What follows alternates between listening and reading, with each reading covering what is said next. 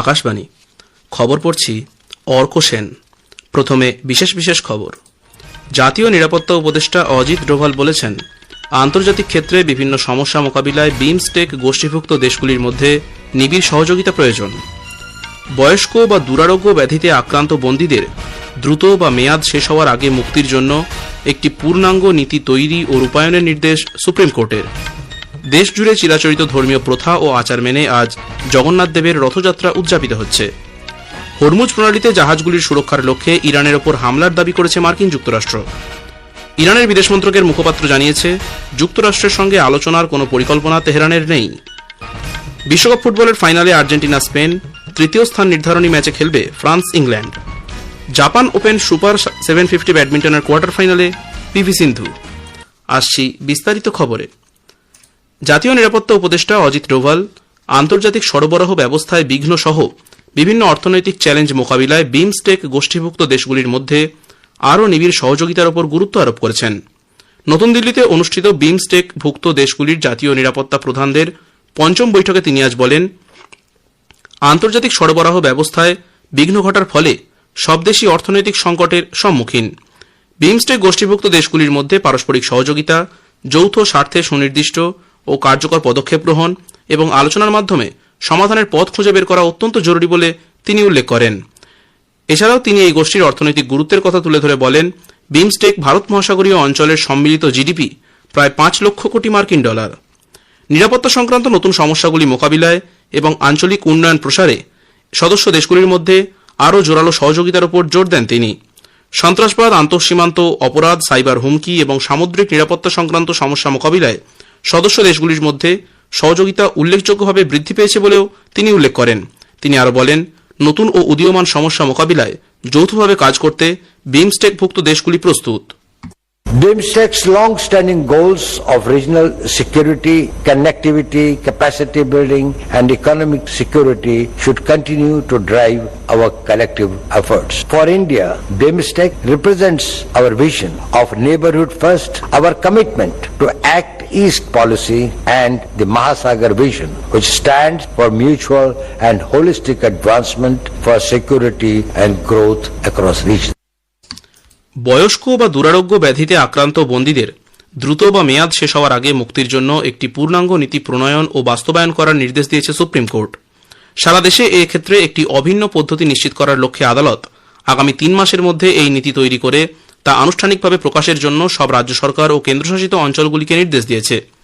বয়স্ক ও গুরুতর অসুস্থ বন্দীদের মুক্তির জন্য একটি মানবিক ও অভিন্ন কাঠামো তৈরির দাবিতে দায়ের করা জনস্বার্থ মামলার শুনানিতে 2 বিচারপতি বিক্রম নাথ ও সন্দীপ মেহতার বেঞ্চ সংবিধানের 142 অনুচ্ছেদের আওতায় তাদের বিশেষ ক্ষমতা প্রয়োগ করে এই নির্দেশ জারি করে। স্বচ্ছতা ও দায়বদ্ধতা নিশ্চিত করার লক্ষ্যে দ্রুত বা মেয়াদ পূর্ব মুক্তির আবেদন বিবেচনার পুরো প্রক্রিয়াটিকে ই-প্রিজন্স পোর্টালের সঙ্গে সংযুক্ত করার নির্দেশ দিয়েছে শীর্ষ আদালত। প্রধানমন্ত্রী নরেন্দ্র মোদী আগামীকাল হরিয়ানার জিন্দ রেলওয়ে স্টেশন থেকে দেশের প্রথম হাইড্রোজেন চালিত ট্রেনের যাত্রার সূচনা করবেন। জিন্দ ও সোনিপতের মধ্যে এই ট্রেনটি হাইড্রোজেন জ্বালানির সাহায্যে চলবে। এই প্রক্রিয়ায় উপজাত হিসেবে কোনো কার্বন নিঃসরণ ঘটবে না। প্রতিরক্ষামন্ত্রী রাজনাথ সিং বলেছেন, আধুনিক পরিকাঠামো উন্নত সভ্যতার অন্যতম প্রধান বৈশিষ্ট্য। নতুন দিল্লিতে বর্ডার রোড অর্গানাইজেশনের প্রযুক্তি বিষয়ক এক সম্মেলনে তিনি বলেন, একটি দেশের পরিকাঠামোর ওপরেই সে দেশের সভ্যতার পরিচয় দাঁড়িয়ে থাকে। हम यह समझते हैं कि जिस देश का इंफ्रास्ट्रक्चर मजबूत होगा उसी देश का फ्यूचर भी सबसे अधिक मजबूत होगा। पिछले 10-12 वर्षों में हमने गांव-गांव, शहर-शहर, पहाड़, पर्वत, नदी सबको आपस में जोड़ने का एक मिशन चलाया और यह जुड़ाव केवल रोड ट्रांसपोर्ट तक सीमित नहीं रहा। हमने सड़क से, रेल से, हवाई मार्ग से और डिजिटल इंफ्रास्ट्रक्चर के माध्यम से सबको जोड़ने यानी हर प्रकार की कनेक्टिविटी प्रदान करने पर विशेष बल दिया है। हमने इंश्योर किया दूर दराज के किसी भी क्षेत्र में रहने वाला कोई भी नागरिक मेन स्ट्रीम से कटा हुआ महसूस न करे। हमने ऐसा इसलिए किया क्योंकि हमने कनेक्टिविटी को सिविलाइजेशन के डेवलपमेंट का एक अनिवार्य अंग माना। যাত্রী সুবিধার্থে ও টিকিট বুকিং প্রক্রিয়াকে আরও সহজ করতে আইআরসিটিসি ওয়েবসাইটের নতুন সংস্করণ এনেছে ভারতীয় রেল। নতুন এই সাইটটিতে 4টি পরিবর্তন করা হয়েছে। অপ্রয়োজনীয় ক্যাপচা, পপ আপস, ফ্ল্যাশিং গ্রাফিক্স এখানে দেখা যাবে না। সব শ্রেণী কত আসন খালি রয়েছে তা দেখতে পাবেন যাত্রীরা। টিকিট বুক করার নিয়মও সহজ করা হয়েছে। যাত্রীদের তথ্য সংরক্ষণের ব্যবস্থাও থাকছে এখানে। সাইটটি হল www.irctc.co.in/eticket/। কেন্দ্রীয় সরকার পেট্রোল, ডিজেল এবং এভিয়েশন টারবাইন ফুয়েল এটিএফ এর রফতানির ওপর বিশেষ অতিরিক্ত আবগারি শুল্কের হার সংশোধন করেছে। সংশোধিত হার অনুযায়ী ডিজেল রফতানির ওপর শুল্ক বাড়িয়ে প্রতি লিটারে 15.5 টাকা এবং এটিএফ রফতানির ওপর শুল্ক বাড়িয়ে প্রতি লিটারে 14.5 টাকা করা হয়েছে। অন্যদিকে পেট্রোল রফতানির ওপর শুল্ক কমিয়ে প্রতি লিটারে 2.5 টাকা করা হয়েছে। এই সংশোধিত হার আজ থেকেই কার্যকর হয়েছে। তবে অভ্যন্তরীণ ব্যবহারের জন্য নির্ধারিত পেট্রোল ও ডিজেলের আবগারি শুল্কে কোনো পরিবর্তন হয়নি। পশ্চিম এশিয়ার সংকটের প্রেক্ষিতে দেশে পেট্রোলিয়াম পণ্যের পর্যাপ্ত সরবরাহ নিশ্চিত করতে চলতি বছরের 27 মার্চ এই বিশেষ অতিরিক্ত আবগারি শুল্ক চালু করা হয়েছিল। খবর শুনছেন আকাশবাণী থেকে। আমাদের সংবাদ শোনা যাবে ইউটিউব চ্যানেল আকাশবাণী সংবাদ বাংলা, ফেসবুক ও ইনস্টাগ্রাম আকাশবাণী সংবাদ কলকাতা এবং এক্স হ্যান্ডেল AIR নিউজ কলকাতাতে। দেশজুড়ে চিরাচরিত ধর্মীয় প্রথা ও আচার মেনে আজ জগন্নাথ দেবের রথযাত্রা উদযাপিত হচ্ছে। জগন্নাথ, বলভদ্র, সুভদ্রা ও সুদর্শনকে সঙ্গী করে মহাসমারোহে চলবে এই রথযাত্রা উৎসব। ঐতিহ্যবাহী সুপ্রাচীন শ্রীক্ষেত্র পুরীর রথের পাশাপাশি পশ্চিমবঙ্গেও মহাসমারোহে পালিত হচ্ছে এই উৎসব। ঐতিহ্য মেনে হুগলির মাহেশ, গুপ্তিপাড়ায় শুরু হয়েছে রথযাত্রা। রাষ্ট্রপতি দ্রৌপদী মুর্মু, উপরাষ্ট্রপতি CP রাধাকৃষ্ণন এবং প্রধানমন্ত্রী নরেন্দ্র মোদী এই উপলক্ষে দেশবাসীকে শুভেচ্ছা জানিয়েছেন। পশ্চিমবঙ্গের মুখ্যমন্ত্রী শুভেন্দু অধিকারী মধ্য কলকাতার অ্যালবার্ট রোডে ইসকন মন্দিরে রথযাত্রা উদযাপনে অংশ নেন। সন্ত্রাসবাদে অর্থ সহায়তা এবং বেআইনি আর্থিক লেনদেনের তদন্তে পশ্চিমবঙ্গের উত্তর 24 পরগনা জেলার একাধিক জায়গায় আজ ইডি এবং উত্তরপ্রদেশের অ্যান্টি টেরর স্কোয়াড ATS তল্লাশি চালাচ্ছে। খারেজি মাদ্রাসায় গিয়ে নথিপত্র খতিয়ে দেখছেন ATS এর আধিকারিকরা। এই মাদ্রাসার সঙ্গে যুক্ত স্থানীয় তৃণমূল কংগ্রেস নেতা আব্দুল্লাহ গাজীর ছেলেকে জেরা করা হচ্ছে। গাজী নিজে পলাতক। জানা গেছে, গাজী উত্তরপ্রদেশের একটি মাদ্রাসা থেকে শিক্ষালাভের পর NGO চালাতেন।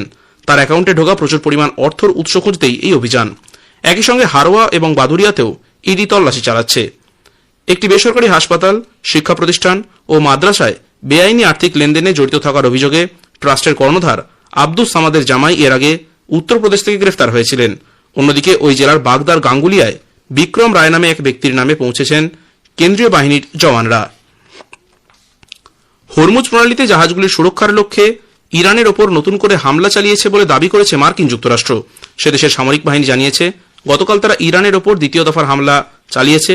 হরমুজ প্রণালীতে চলাচলকারী জাহাজগুলিকে লক্ষ্যবস্তু বানানোর ক্ষেত্রে তেহরানের ক্ষমতা কমিয়ে আনতেই এই হামলা। অন্যদিকে ইরানের বিদেশ মন্ত্রকের মুখপাত্র জানিয়েছেন, যুক্তরাষ্ট্রের সঙ্গে আলোচনার কোনো পরিকল্পনা তেহরানের নেই। ইউক্রেনের প্রেসিডেন্ট ভলোদিমির জেলেন্সকি সে দেশের নতুন প্রধানমন্ত্রী হিসেবে রাষ্ট্রীয় জ্বালানি কোম্পানি নাফটোগাজের প্রধান সের্গেই কোরেৎস্কির পক্ষে সমর্থনের আহ্বান জানিয়েছেন। চলতি সপ্তাহে প্রধানমন্ত্রী ইউলিয়া ঝভিরিডেনকো ইস্তফা দেন। সে দেশের সংসদ গত মঙ্গলবার তাঁর পদত্যাগপত্র গ্রহণ করেছে। এখন ফুটবল বিশ্বকাপ। ইংল্যান্ডকে হারিয়ে বিশ্বকাপ ফুটবলের ফাইনালে উঠেছে আর্জেন্টিনা। দ্বিতীয় সেমিফাইনালে গতরাতে 2-1 গোলে আর্জেন্টিনা ইংল্যান্ডকে হারিয়ে দেয়। 55 মিনিটে ইংল্যান্ডের হয়ে প্রথম গোল করেন অ্যান্থনি গর্ডন। এরপর 85 মিনিটে আর্জেন্টিনার এনজো ফার্নান্ডেজ ও দ্বিতীয়ার্ধের সংযুক্ত সময়ে লাউতারো মার্টিনেজ গোল করে দলকে জিতিয়ে দেন। দুটি গোলেই সহায়তা করেন আর্জেন্টিনার অধিনায়ক লিওনেল মেসি। ফাইনালে আর্জেন্টিনা রবিবার স্পেনের বিরুদ্ধে খেলবে। নিউ ইয়র্কের ইস্ট রাদারফোর্ড স্টেডিয়ামে খেলা শুরু হবে ভারতীয় সময় রাত 12:30টায়। স্পেনের সামনে দ্বিতীয়বার খেতাব জয়ের হাতছানি। অন্যদিকে খেতাব ধরে রাখতে মরিয়া গতবারের চ্যাম্পিয়ন আর্জেন্টিনা। আর্জেন্টিনা এবারের বিশ্বকাপ জিততে তারা পরপর দুবার বিশ্বকাপ জেতা তৃতীয় দল হবে। এর আগে ইতালি 1934 ও 1938 এবং ব্রাজিল 1958 ও 1962 সালে পরপর দুবার বিশ্বকাপ জেতে। এছাড়া তৃতীয় স্থান নির্ধারণী ম্যাচে শনিবার ফ্রান্স ইংল্যান্ডের মুখোমুখি হবে।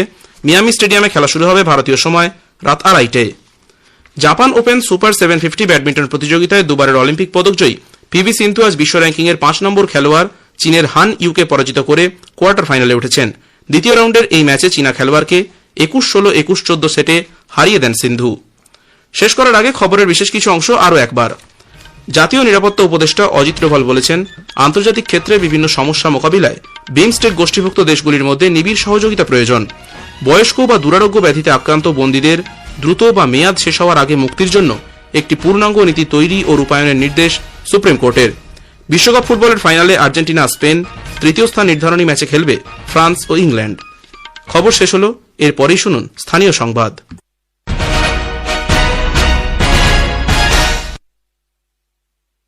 জাতীয় নিরাপত্তা উপদেষ্টা অজিত ডোভাল বলেছেন, আন্তর্জাতিক ক্ষেত্রে বিভিন্ন সমস্যা মোকাবিলায় বিমস্টেক গোষ্ঠী